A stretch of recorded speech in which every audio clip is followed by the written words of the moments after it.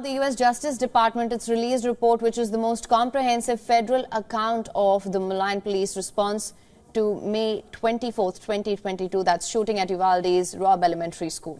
The report identifies cascading failures in law enforcement's handling of the massacre. It says that more than a dozen officers waited for over an hour outside classrooms where the shooting was taking place and did nothing as children lay dead or were dying inside.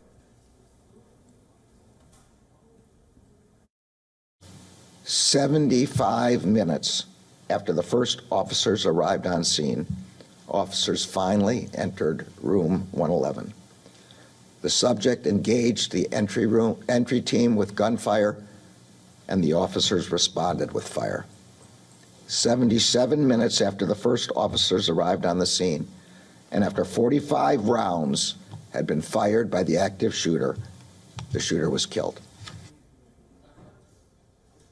The report further said that the police repeatedly communicated inaccurate information to grieving families. Family members of the victims hope that the report will help in finding the government accountable for the delayed police response.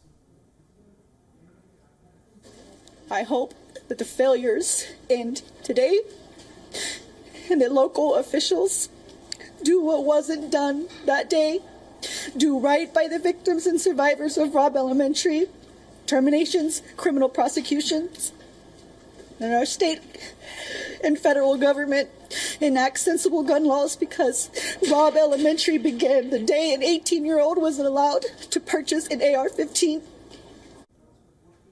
In America's worst school shooting in a decade, on the 24th of May 2022, 19 young children and 2 teachers were killed when a teenage gunman went on a rampage at the elementary school.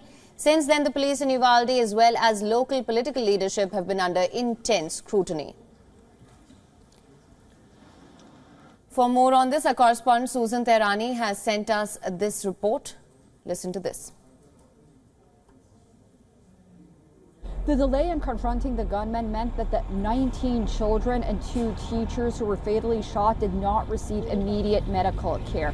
1 teacher and at least 1 student who were seriously injured but found alive in classrooms later died on their way to the hospital. 17 other children were injured but survived. The question of whether if swifter action was taken, more lives would have been saved continues to haunt the community in Uvalde. And 2 years on, even with this comprehensive investigation, there are no answers to the frustration of the victims' families. However, the most comprehensive bipartisan gun legislation in decades was passed on Capitol Hill. The New York Times talked to a grandfather whose 10-year-old grandson, Javier, died on that day, but he died on his way to the hospital, which was 40 miles away from that school.